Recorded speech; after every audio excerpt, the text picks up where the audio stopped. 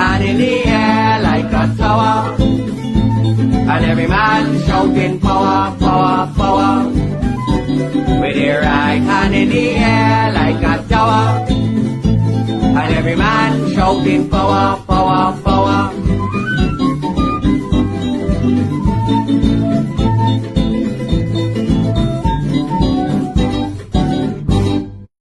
It's a period in time referred to as the 1970 Black Power Revolution, led by the late NJAC leader McCandle Dagger, then Geddes Granger, and Dave Darbrough, now Kafra Cambon, and Ifibo Wilkinson, all students of the University of the West Indies, St. Augustine.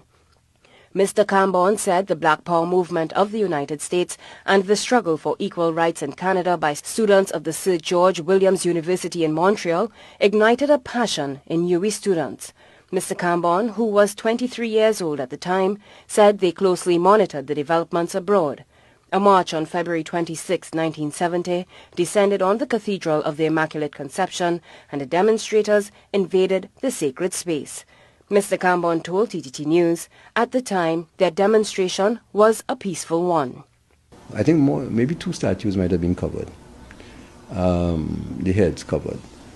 But the next day, you talk about the painted statues black and all this. That's complete nonsense, I could tell you right away.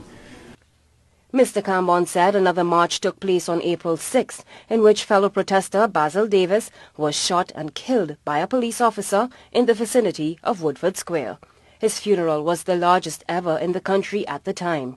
There were also threats of a nationwide strike fueled by a sugar workers' strike on April 18th that year. Shortly after, warrants were issued for the arrests of those instrumental in leading the Black Power movement.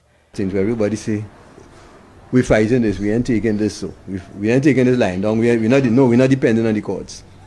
So by the time the next time we went to court, and the police acted against people, people spontaneously went and started to break up show windows in Port of Spain.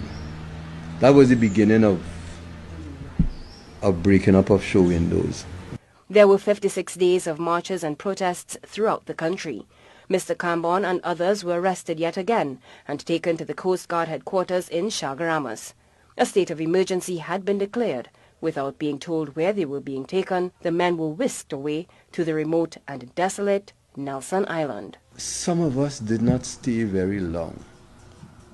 But some stayed for the full length of the emergency, which was about 8 months, either 7 or 8 months. The rest, some of us were taken out after a few days, maybe a week, and taken to Her Majesty's headquarters on Frederick Street. So Asked what, if anything, was achieved from the 1970 revolution, Mr. Cambon said employment practices have certainly changed and non-whites can now own properties. The country was just racist, right? Not that I was looking for one, make no mistake about it, but I would not have been able to get a job in a bank, right? Because of my color. You would not have been able to get a job in a bank. You mentioned that you saw a bit of what NJAC and the whole Black Power movement had worked to eradicate, reasserting itself now in Trinidad and Tobago society. Yes. What exactly did you mean by that? Well, you see openly racist attitudes in the society again, and that could not have happened. I mean, racism doesn't die just like that. But the openly racist attitudes could not have been expressed for a while after 1970.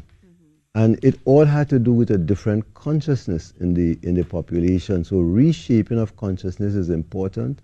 People remembering their history and even their recent history, because one of the problems in this society, it is ahistorical in a sense, and I'm talking about what is encouraged formally.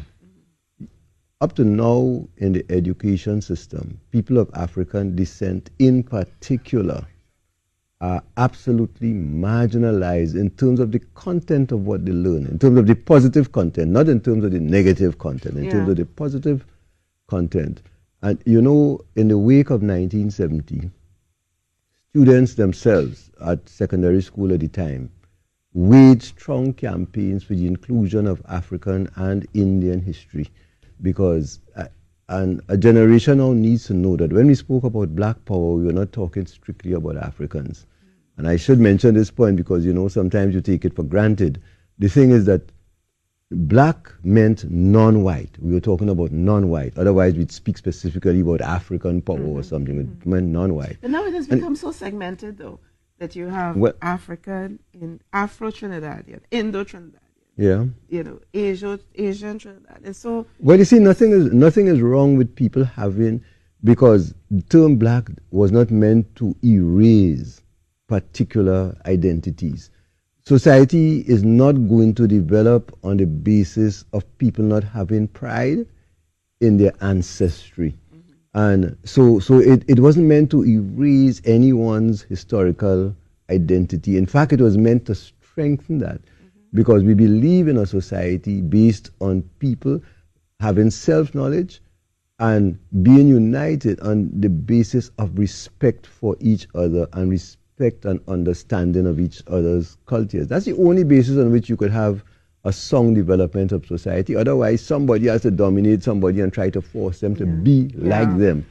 Educator, writer and researcher Carol Nicole Hussein said the details of the Black Power revolution should be known by all, especially young people. And I'm suggesting here that a good place to start is primary and secondary school. Now, the Black Power revolution is suggested in the social studies, secondary school, I think Form 2, social studies syllabus, but it's never taught.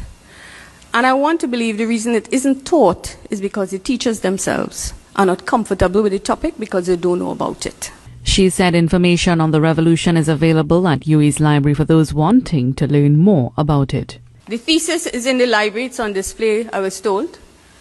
And there are a lot of other works that you can look at that helps you to position the memory of 1970.